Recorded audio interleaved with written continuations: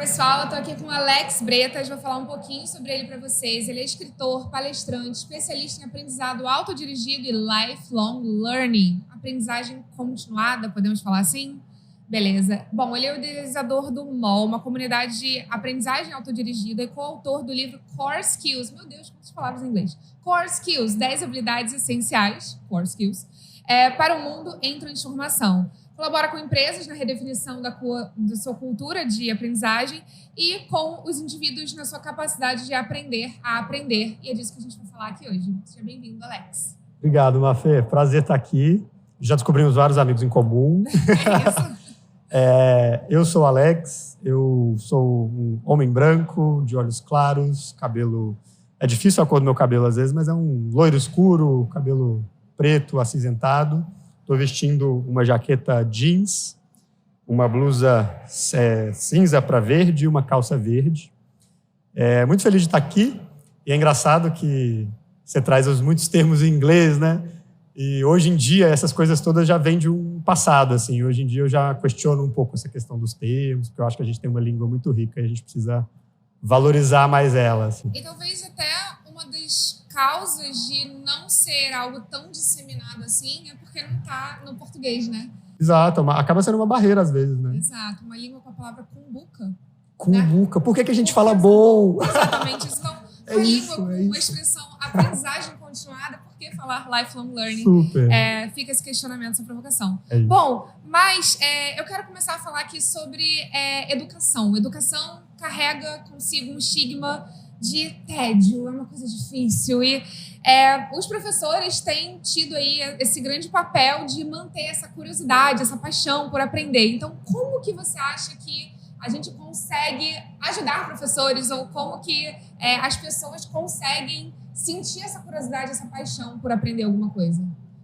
Tem uma historinha que eu acho que vale muito a pena contar, do Yaakov Hetch, que é um educador israelense que eu adoro. E o Yaakov, ele fala assim, quando ele era jovem, mais ou menos uns 16, 17 anos, ele mora em Israel, que é um deserto, e aí ele foi explorar os arredores da cidade dele, e ele chegou numa duna de areia que ele não conhecia. E ele foi subindo nessa duna, foi explorando, subiu uma, subiu duas, subiu três. E aí, um momento, ele se perdeu. E ele ficou ansioso. Nossa, como é que eu encontro o caminho de volta? Não sei voltar. E aí, quando ele se depara na última duna que ele subiu, perdido, ansioso, ele olha para baixo e ele vê um lago maravilhoso, um oásis, assim, que ele nunca tinha visto antes. E ele fica maravilhado com aquilo, ele sai correndo, descendo, assim, tira a roupa, nada no lago, fica super feliz. E aí, depois, facilmente, ele encontra o caminho de volta para casa. Quando ele vai, depois disso, uma segunda vez, para encontrar esse oásis, ele leva alguns amigos dele, aí ele vai subindo a duna, já sabendo mais ou menos onde é o lugar que é o oásis.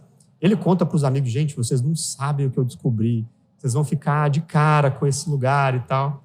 Aí, quando a galera vê o oásis, olha para ele assim e fala, poxa, Yaakov, mas era só isso? A gente já conhece esse oásis, a gente já sabe o que é isso, não é nada demais.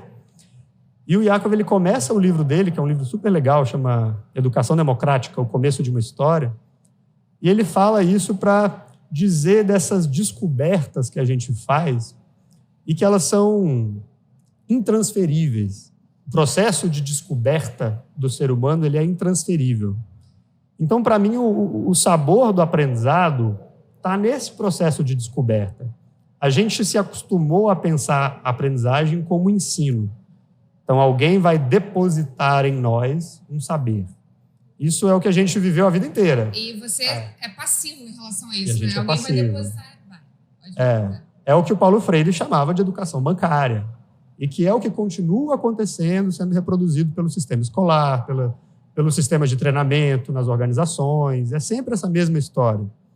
E eu acho que a gente precisa resgatar, para a gente conseguir despertar essa faísca, essa fagulha, a gente precisa despertar esse olhar de você encontrar os seus lagos, os seus oásis pessoais. Isso tem a ver com os seus interesses, com os seus propósitos, com as suas curiosidades, com os seus objetivos de vida.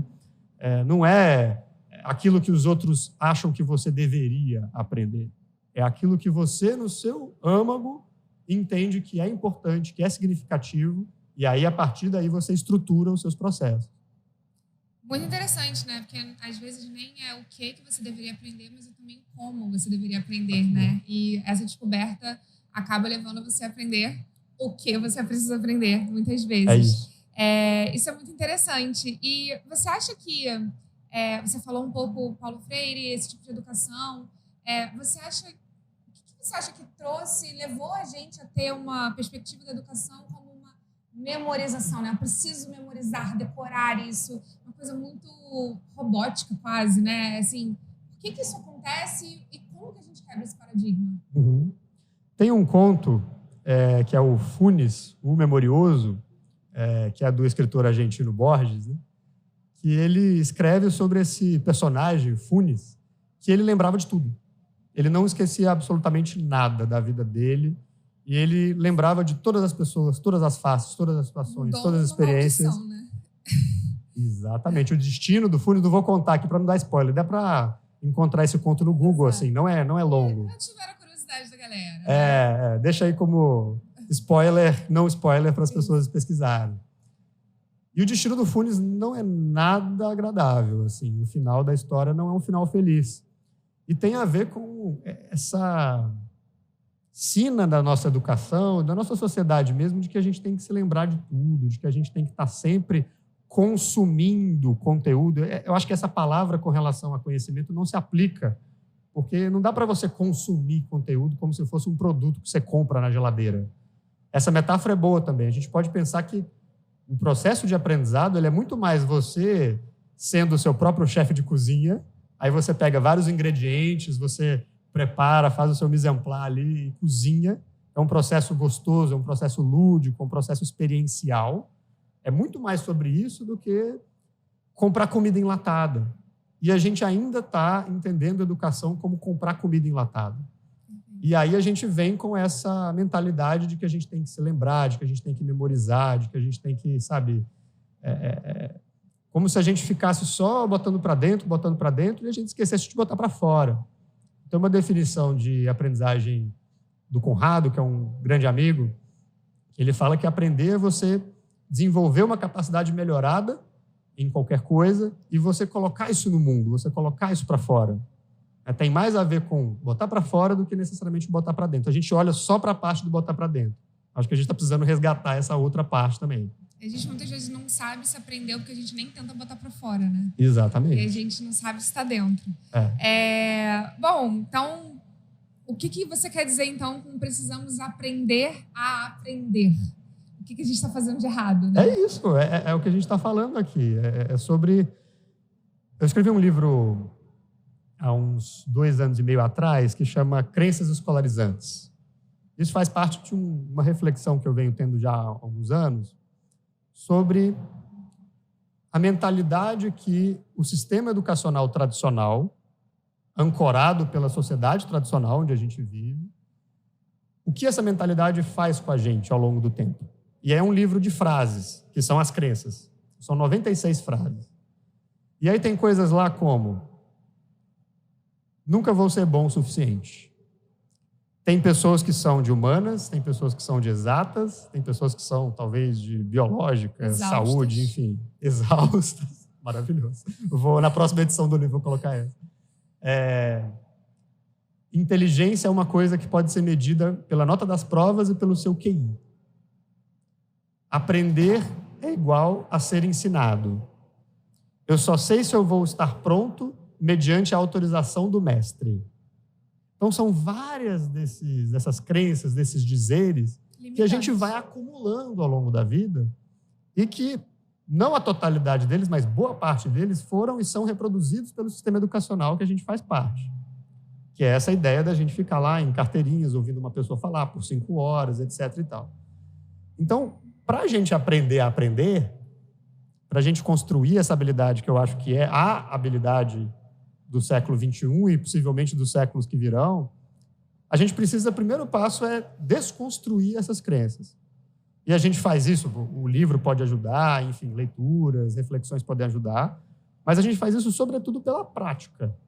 A gente precisa, então eu vou fazer o caminho lá que o Yakov fez. Eu vou tentar descobrir os meus lagos pessoais. Eu vou tentar aprender pela descoberta. Isso pode envolver ensino, eventualmente? Claro que sim. O ensino pode ser útil em muitas situações.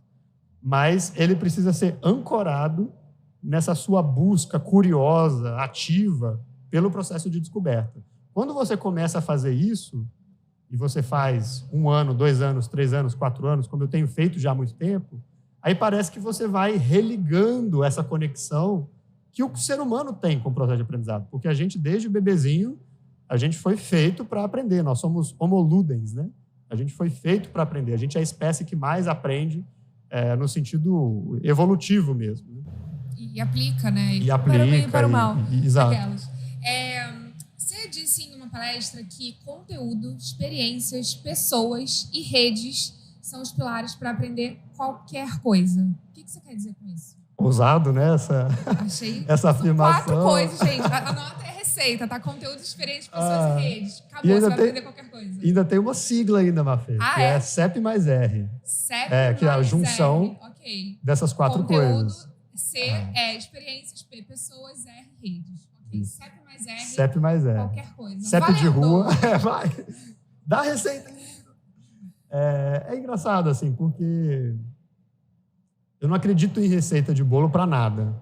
Mas, de certo modo, continua fazendo sentido o CEP mais R. CEP mais R é uma criação minha do Conrado Schlohauer, que eu comentei aqui agora há pouco da definição dele de aprendizado. Eu e o Conrado, a gente trabalhou muito junto, a gente trabalha junto ainda.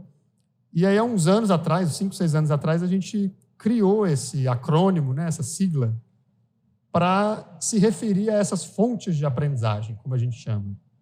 Então, conteúdo, experiências, pessoas e redes são fontes de aprendizagem.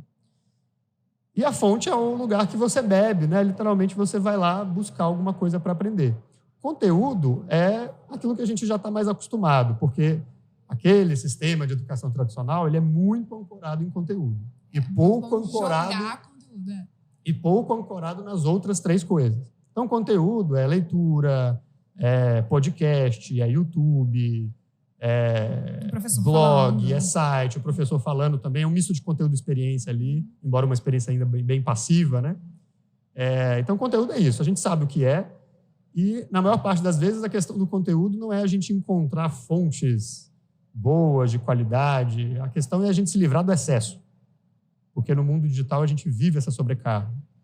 O de experiências é quando você vai para a prática, você vai para o mundo real, você vai vivenciar aquilo que você está aprendendo. E aí, nesse campo do mundo real, você consegue testar suas hipóteses. Você vai ser confrontado pela realidade, né? Aí vai dizer, poxa, isso aqui faz sentido, isso aqui não faz, isso aqui eu preciso buscar, eu preciso refinar, preciso ajustar. Então, esse é o campo de experimentação que o de experiências te dá. P de pessoas é quando você recorre à sua rede de contatos. É o que a gente está fazendo aqui, quando a gente conversa com amigos, com mentores, com nossos professores, com pessoas do trabalho, com familiares. E não necessariamente só pessoas que sabem mais do que a gente, que também é um mito que às vezes a gente pensa. Claro que você pode aprender com quem sabe mais, você também pode aprender com alguém que te fornece escuta, atenção, para você se perceber. E aí você vai chegar em novos clarões, novas descobertas. Às vezes a pessoa não precisa falar nada, ela só precisa estar presente. São pessoas, dá para você aprender de múltiplas formas. E o R de redes, que são grupos, né, aglomerados de pessoas. Então, a empresa que você trabalha é uma rede. É como se você montasse um curso para você mesmo. Eu gosto de pensar isso, assim, CEP mais R é a base de qualquer curso, de qualquer treinamento, de qualquer iniciativa estruturada de aprendizado. Alguém foi lá, pegou uma organização de CEP mais R's, fez uma curadoria, criou a experiência, envelopou aquilo e te entregou. Não estou dizendo isso para diminuir a importância desses espaços, mas para dizer que qualquer pessoa pode criar o seu curso sobre qualquer coisa a qualquer momento. Né? Esse é o poder que a gente tem a partir disso. Né? Perfeito. E aí você estava falando de curadoria, você falou sobre filtrar essa quantidade de conteúdos. Que dicas você daria assim, para essa sobrecarga de informação que a gente vive? Tem gente ensinando no TikTok, tem gente falando sobre conteúdos diversos em podcasts, no YouTube, etc., lives. Como que a gente filtra essa quantidade de informação para a gente ter acesso a um conteúdo que soe com a gente ou que realmente, sei lá, faça diferença? Tem uma técnica que eu considero como uma das arquiteturas de aprendizagem que eu trabalho, que chama segundo cérebro. E o segundo cérebro, para mim, até hoje, foi a forma mais interessante que eu encontrei de fazer essa filtragem. Então, o que é a ideia de segundo cérebro? Você ter um repositório, de preferência digital, onde você vai colecionando as suas principais aprendizagens ao longo da sua vida, sobre todos os assuntos. E você pode organizar o seu segundo cérebro da maneira que fizer mais sentido para você. Tem muitos aplicativos, ferramentas que possibilitam que você faça o segundo cérebro lá dentro. Eu uso o Notion, mas tem Evernote, tem OneNote. Eu uso o Obsidian. Obsidian, que é maravilhoso também. Tem aquelas visualizações gráficas, né, que eu acho muito incrível. Eu não estou lá ainda, um dia eu chego lá, um dia eu chego no Obsidian. Eu uso o Notion mais ou menos há 3 anos e meio, assim, como segundo cérebro. É difícil desapegar, né? Quando você tem 3 anos e meio de informações digitalizadas que você guardou na sua vida, né? Sim. Você vai se acostumando com a lógica da ferramenta, então vai ficando bem natural. Como que funciona, assim, o segundo cérebro? Você anota tudo? Você precisa anotar com um nível de detalhe? Você, assim, Por que é um cérebro? Então, a gente até tem aquela metáfora, né, usual de que o nosso segundo cérebro no corpo é o intestino, né? E que, de fato, tem uma base científica para dizer isso, né? Que eu sou leigo, não consigo reproduzir, mas é interessante até aproximar essa metáfora do segundo aprendizado, porque, de certo modo, o segundo cérebro digital, que a gente está falando aqui, ele também contribui para essa digestão do conhecimento. E aí é importante a gente entender como que a gente faz esse registro. Para mim, posso dizer como funciona para mim, né? É um processo muito emocional, assim, sabe? Eu tento captar, por exemplo, aqui na nossa conversa, pode ser que surja um insight, surja uma ideia, uma reflexão, algo que eu quero escrever a respeito, porque eu escrevo muito e tal. E aí eu posso pegar isso no meu celular aqui, e logo depois do nosso papo, Aí você perguntou, anoto com que nível de detalhe? Eu anoto rápido, porque eu acho que é importante você capturar a ideia na hora. Como você falou, né? Colocar o conhecimento para fora. Exatamente. Porque se você demorar demais, você vai esquecer, e aí você vai esquecer de anotar e você vai esquecer a ideia. Perfeito. É o que acontece geralmente. Vou deixar daqui a pouco quando eu tiver um tempinho. Tem gente que fala, vou separar um dia na semana para fazer. Eu separo um dia na semana para eu organizar. E aí eu tô aqui, eu tenho um grupo de WhatsApp comigo mesmo, e ele serve como meu inbox. Inbox é essa ideia de ser a sua porteirinha de entrada no segundo cérebro. Porque o WhatsApp está aqui, anoto rapidinho, e aí uma vez por semana eu paro e eu gasto 1, 2 horas com detalhe, com cuidado, e vou passando todos esses verbetes para o meu segundo cérebro. É como se você passasse a limpo, né? Na lógica do caderno. Você passa o resumo a limpo, exatamente. Legal. E aí, nesse momento, você faz as conexões com outros pontos? Sim. Eu vou conectando, eu vou tagueando, eu vou registrando em mais detalhes alguma ideia, porque aí já fica no ponto de, às vezes, eu escrever um texto sobre, ou eu guardar aquilo para me lembrar. É importante você colocar o título dessa anotação, o conteúdo dessa anotação, com palavras que você vai conseguir acessar na busca depois. Uhum. Porque esse é um processo para a vida inteira. Tem 3 anos e meio que eu faço, eu acho que eu vou fazer daqui a 10, 20, 30. Então, a ferramenta de busca, ela adquire uma importância grande. Porque como você se você acessasse seu cérebro, Exato, né? Para buscar o que você viu. É mágico. Assim. Maravilhoso. Então, é muito legal. Acho que é uma ferramenta para filtragem de conhecimento. Com o tempo, você vai olhando e aí você vai entendendo os caminhos pelos quais o seu aprendizado foi passando ao longo dos anos. E é legal, vira uma galeria mesmo. Parece que você está acessando uma galeria de arte, um museu do seu próprio conhecimento. Assim. Bem interessante. É muito louco, eu acho que isso ajuda muito também na síndrome do impostor, né? Você olha a quantidade de coisa, bagagem que eu tenho, você está materializando, de certa forma, né? Essa ideia de você olhar para trás, e a coisa também de acessar é como se você construísse seu próprio Google para você mesmo, né? Enfim, eu tô super praticando, entrei aqui nesse tempo porque eu tô super praticando e recomendo para todo mundo. Já está usando o Obsidian, inclusive, já está avançada já. Achei legal, mas eu ia perguntar mesmo como é que você aplica para você as suas teorias, né? Como que você aprende? Você é uma pessoa que aprende, qual é a sua experiência preferida para aprender? Então, eu tenho usado bastante o segundo cérebro, como eu já falei. Bem, eu chamo de compartilhamento. Uhum. Inclusive, dentro dessas arquiteturas, né, que eu tenho sistematizado ao longo dos anos, compartilhar é uma outra. Junto com o segundo cérebro, compartilhar também. E o compartilhamento tem uma coisa muito legal, que é assim, Imagina que você está na sua casa, de boa, não sei se você trabalha home office ou não, sozinho, você mora com alguém, enfim, vivendo a sua vida tranquilamente. Geralmente, nessas horas, assim, quando você está de boa em casa, fica umas sujeirinhas acumuladas, né? Fica alguma coisinha, às vezes você não arruma a cama, você deixa uma almofada ali meio desarrumada no sofá, normal, né? Todo mundo tolera pelo menos um pouquinho de sujeira ou bagunça na casa. Tem uma situação que até hoje eu pergunto todo mundo em palestra, em evento, conversando com as pessoas, que geralmente todo mundo se organiza rapidamente para arrumar a casa. A situação é quando alguém vem te visitar. Especialmente se for alguém, né, que você quer impressionar, um date, né, a sogra, enfim. Isso é muito interessante. Transmutando isso para a lógica do aprendizado, eu encaro o compartilhar, o ensinar, o mostrar o que você está aprendendo como alguém visitando o seu cérebro. Qual que é a consequência aqui? Quando você compartilha, você arruma bagunça. E isso, assim, eu uso, você perguntou de como eu faço.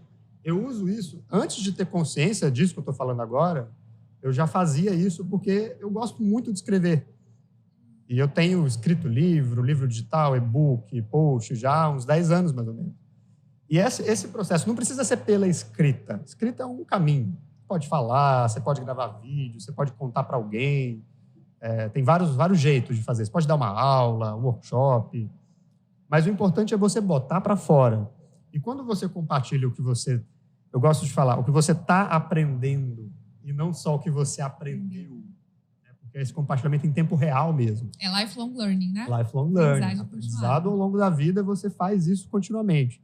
Essa musculatura, tem vergonha, tem gente que tem trauma. Mas é um treino. Você vai começando devagarzinho, nos espaços que você dá conta, que você se sente seguro, e você depois vai ampliando. Quando você faz isso continuamente, as ideias no seu cérebro elas vão sendo concatenadas. Então, assim, o segundo cérebro ele é absorção e um princípio da digestão. De fato, você pega o peixinho ali que você armazenou na geladeira e cozinha ele, e oferece ele para as pessoas.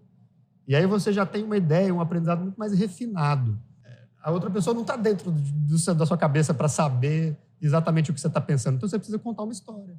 E você meio que se obriga a fazer relações, né? Você não se obriga, né? Não é alguém te forçando, mas você naturalmente vai fazer as relações para poder Exato. fazer sentido para outra pessoa, né? É necessário. Você vai criando metáforas, você vai criando caminhos explicativos, você vai entendendo, fazendo piada, usando humor. Você vai entendendo esse território de saber que você está pisando e aplicando, né, no caso de alguma habilidade, tocar violão, por exemplo. Também dá para usar. Sabe? Qual que é o compartilhamento do tocar violão? Então, você vai preparar uma pequena apresentação para os seus familiares. Vai tocar 3 músicas que você acabou de aprender. Isso também funciona como compartilhar. Nesse sentido também.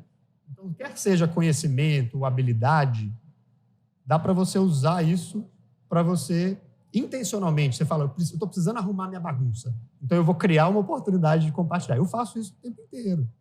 E aí você vai concatenando as suas ideias e vai malhando essa musculatura. É muito bom. Eu tenho sentido muita essa necessidade, né? Falar, não, acho que isso aqui está mais ou menos organizado, Sim. né? E me percebo para além daquela anotação, para além daquela, sei lá, aquela viagem que está acontecendo na minha cabeça e troco uma ideia com uma pessoa que ainda adiciona alguns pontos, que é ótimo. Super, né? super. Você dá essa oportunidade, só sublinhando esse ponto, você dá a oportunidade das pessoas poderem acessar e aí você ganha sugestões, pitacos, novas possibilidades que você não estava vendo. Se você estiver aberto a isso, eu escrevi meus 2 primeiros livros, que eu fiz uma campanha de financiamento coletivo para arrecadar para escrever eles estão no meu blog completamente. Assim. Eu fui escrevendo todos os capítulos do blog e aí depois eu amarrei isso e lancei como livro.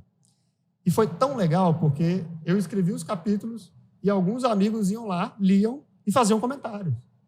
E alguns desses comentários foram para o livro. E quando foram, eu coloco lá uma notinha de rodapé. Isso aqui foi uma indicação do meu amigo, tal. Então, isso é muito legal, né? Porque você vai gerando essa retroalimentação criativa que se você só guardasse para você...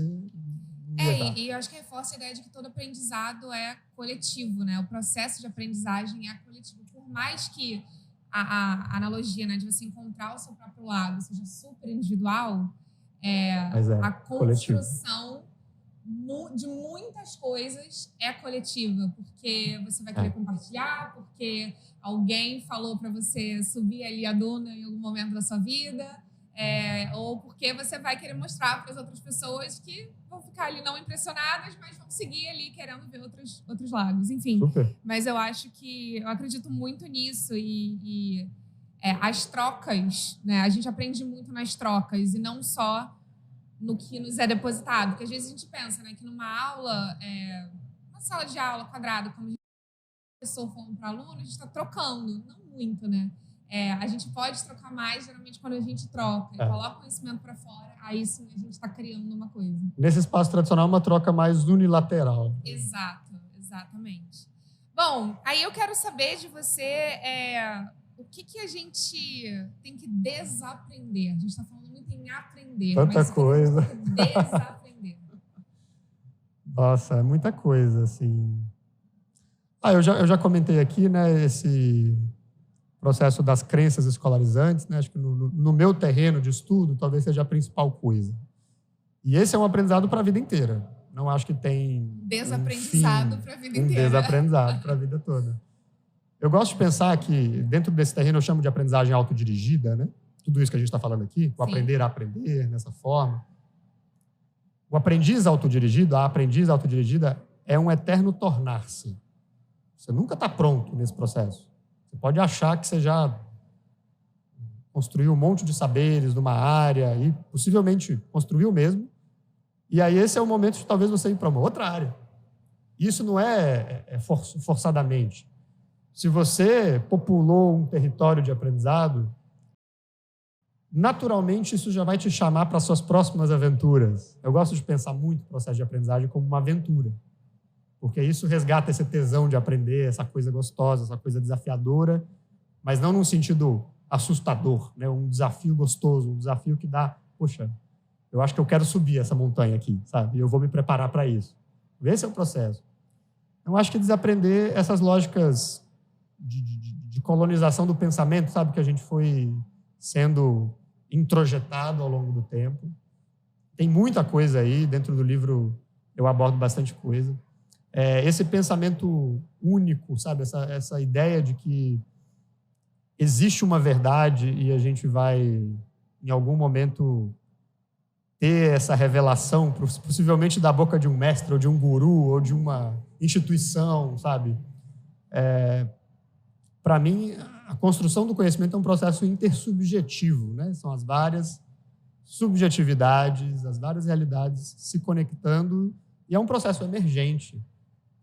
Tem aquela fala, não lembro quem que fala, um autor, uma autora, de que a verdade não é um destino, a verdade é um caminho. Miley Cyrus. Miley Cyrus. Porque tem aquela música The Climb. Ela Olha fala, só. né, que não é sobre o destino, é sobre a escalada. É isso. Se você não lembra quem foi, Miley Cyrus, aí, a filósofa contemporânea. Esse caminhar, né? Essa concepção de verdade como movimento. Tem uma frase, deixa eu ver se eu vou lembrar de cabeça, que é uma adaptação de Nietzsche, fala que a maior inimiga da verdade não é a mentira, é a certeza. É uma outra forma da gente falar sobre isso que a gente está falando aqui. Você fica cego, né? Você fica cego, e aí você não consegue aprender mais, né? A arrogância, a prepotência.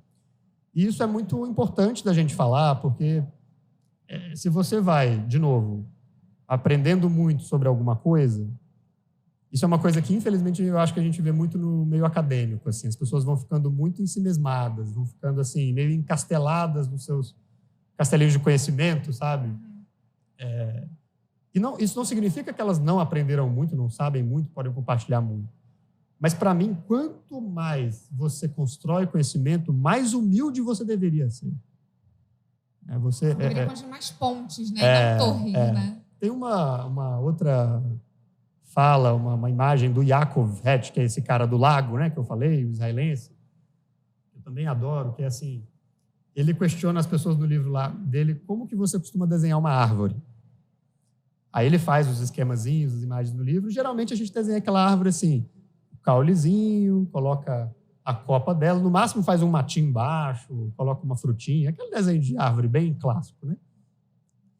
E aí ele truca assim e fala, não faz sentido a gente pensar uma árvore assim, porque a gente está esquecendo da parte mais importante dela, que são as raízes. A gente não desenha, né? Porque a gente não vê as raízes. Aí a gente faz, no máximo, uma coisinha pequenininha ali embaixo. E aí ele mostra um desenho, assim, um esquema de árvore, que a copa dela, as folhas, elas são do exato tamanho das raízes. Então é como se tivesse uma árvore inteira para baixo, invisível, subterrânea. E aí ele faz essa analogia com relação ao processo de conhecimento. A raiz que a gente não vê é o desconhecimento. São as perguntas que a gente pode fazer.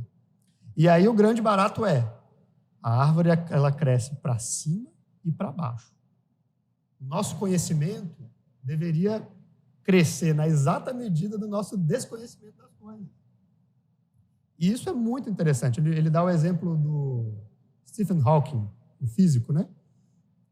E ele fala, o Stephen Hawking é esse cara que já estudou muito mais sobre o universo do que eu, e por isso mesmo o Stephen Hawking é capaz de fazer perguntas muito mais sofisticadas, muito mais complexas, muito mais interessantes do que eu sobre o universo. Então, olha só, o conhecimento dele é muito maior e o desconhecimento dele também é muito maior. Isso é o barato, porque isso é o que nos motiva a sempre continuar aprendendo. Eu acho que a gente tem essa mentalidade, que eu acho que é uma coisa que a gente precisa desaprender a arrogância, desaprender a prepotência, para a gente conseguir chegar nesse lugar. Aí, quando a gente aprende a desenhar essa árvore, né, que cresce para cima e cresce para baixo, aí eu acho que a gente consegue falar de aprendizado contínuo, a gente consegue aplicar o que a gente está falando aqui. E é um processo fascinante. Acho que no fim do dia não é sobre um resultado. Vou virar uma pessoa super foda, porque eu sou o bambambam desse conhecimento. É porque é gostoso, sabe? É porque a gente vai se fascinando com o mundo, se fascinando com a nossa realidade. E isso é a vida toda. Você vira uma pessoa interessante, você tem histórias para contar, para compartilhar e construir seus pontos. Perfeito. Bom, a gente está chegando no final, mas eu tenho algumas perguntas. Eu queria saber como que tecnologia, as plataformas de ensino online podem ajudar nisso, como que elas estão moldando e influenciando as novas formas de aprendizagem? Eu acho que hoje a gente tem uma multiplicidade de caminhos, né? Então, qualquer assunto que você coloca lá no Google, você não tem só resultados, né, em termos de conteúdo, mas você tem também caminhos estruturados, os mocks, né, essas alternativas. Eu acho que elas podem ser muito úteis, tem muita coisa gratuita, inclusive. Isso é impressionante, né, como a gente chegou nisso. Ajuda no processo de descoberta também. Ajuda. Se você está genuinamente interessado e você encontra um curso onde tem uma organização de CEP mais R's, né, como a gente falou, previamente estabelecida, você consegue beber daquilo, é maravilhoso. Se for gratuito, então, ótimo. Tenho visto, vi uma palestra do Salman Khan, da Khan Academy, falando sobre as novas aplicações de IA nos processos da Khan Academy, o que ele está experimentando. E, assim, acho que a gente precisa ter uma visão crítica sobre tudo isso que está acontecendo, né, da tecnologia, mas, ao mesmo tempo, é muito fascinante também o que ele coloca, de você ter tutores alimentados por IA, né, que vão conseguir dar uma atenção muito personalizada para cada pessoa. Aí o papel da tutoria é importante no aprendizado, muitas vezes ajuda muito. Outro dia eu pedi para o ChatGPT me ensinar espanhol apenas com músicas da Shakira. Então, realmente, tutores individuais para o aprendizado podem ser muito legais. Super. E a sua imaginação, o limite nesse caso. Você vai criando os prompts e vai virando uma conversa mesmo, né? Acho que tem uma aplicabilidade que eu acho que a gente está só no iniciozinho, a gente está no momento embrionário desse tipo de tecnologia, com relação à criatividade também. Então, assim, eu acho que a gente está vivendo um cenário interessante, mas, ao mesmo tempo, eu acho que a gente também precisa problematizar um pouquinho, porque, com relação às plataformas, né, que foi o que você perguntou primeiramente, quando você adentra ali um curso sobre qualquer assunto, onde já tem tudo organizadinho para você, aquilo pode ser muito bom e, ao mesmo tempo, aquilo pode diminuir um pouquinho a sua chama de descoberta. Porque nada equivale, na minha humilde opinião, ao seu processo de organizar o seu próprio conhecimento e de descobrir por si mesmo, por si mesmo. Para mim, esse é o processo mais potente. São aquelas informações que a gente mais guarda, são aquelas que a gente ativamente buscou e se apropriou. Então, acho que a gente pode olhar para isso com um duplo olhar, assim, sabe? Ao mesmo tempo que a gente tem muitas possibilidades novas, e você faz curso basicamente de qualquer coisa que você queira,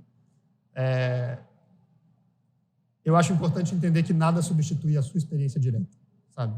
Então, como é que essas duas coisas? E é um trabalho que a pessoa aprendiz autodirigida, ela vai aprendendo a fazer. Às vezes as pessoas pensam, aprendizagem autodirigida, então você não pode fazer curso, porque não vai ser o seu processo. Não, você pode, claro que pode.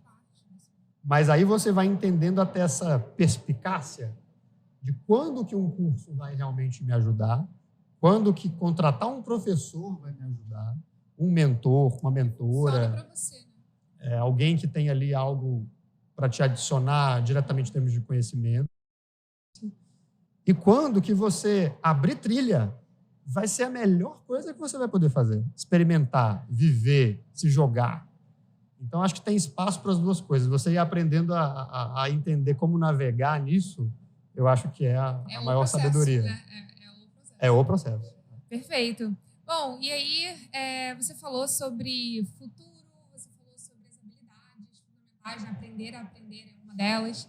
E eu queria perguntar para você, então, a gente falou muito sobre aprendizado, a gente falou sobre educação, mas para o Alex, o futuro do trabalho é?